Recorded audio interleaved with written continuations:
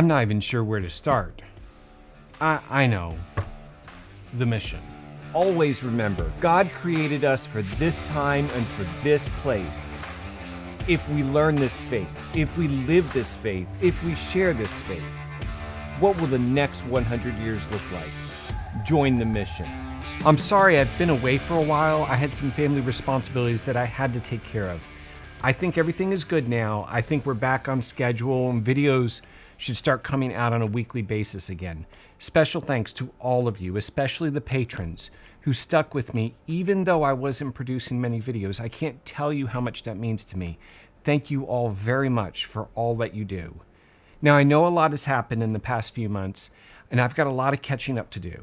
And first on my list is the Ukraine situation, specifically our sorry response to Putin's invasion of Ukraine. And I want to take a few moments to address this because I am shocked at our response. I am shocked that all of a sudden everyone is an isolationist. I think this reveals our character, and I think Putin knew beforehand that this generation does not have any backbone. And he knew that now was his opportunity. There are important natural resources in Ukraine that he has had his eyes on for years. And he knew that now was the time to go and take them. It seems as though he felt confident that we would not respond, that we lacked any courage or any fortitude. Maybe I'm old and perhaps a bit out of touch, but it caught me by surprise. That is until this. I know it's been a while, but give me a break. I've been gone. I need to catch up.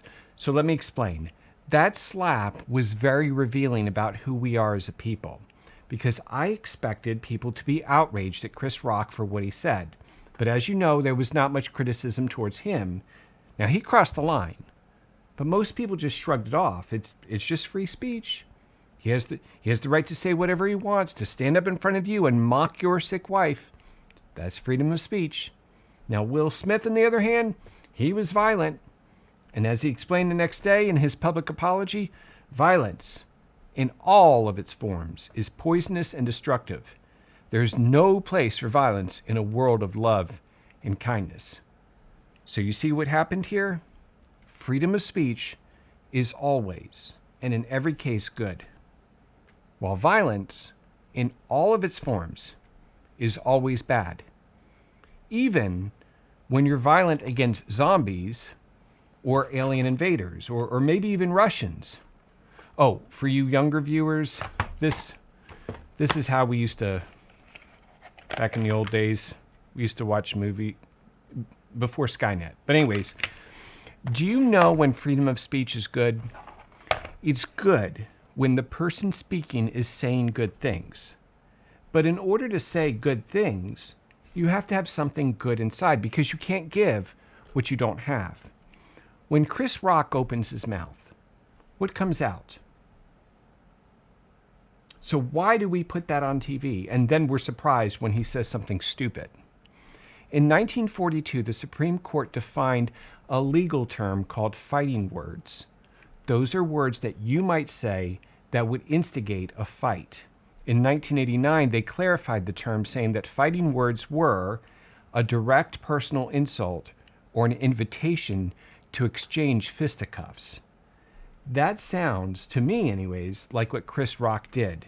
What he said was fighting words. But that was ignored.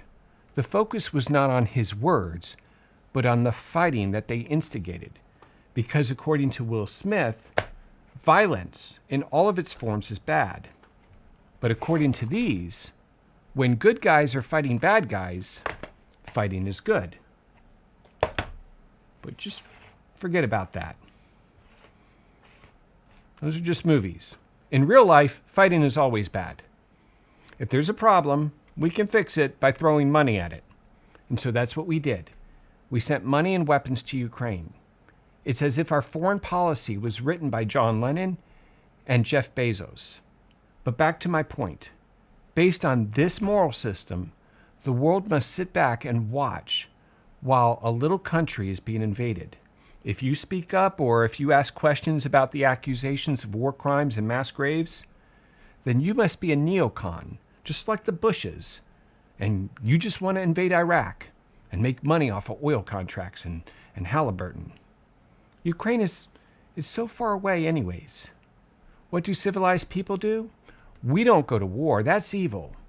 We just buy stuff and send it to Ukraine. But you know what you can't order on Amazon? You can't order character. We get in the line at Walmart, and I see a sign up there by the register. It says, effective immediately. Customers will be limited to 3 cans of baby formula. What are we living in here? Is this the Soviet Union? These are like the communist bread lines just for babies.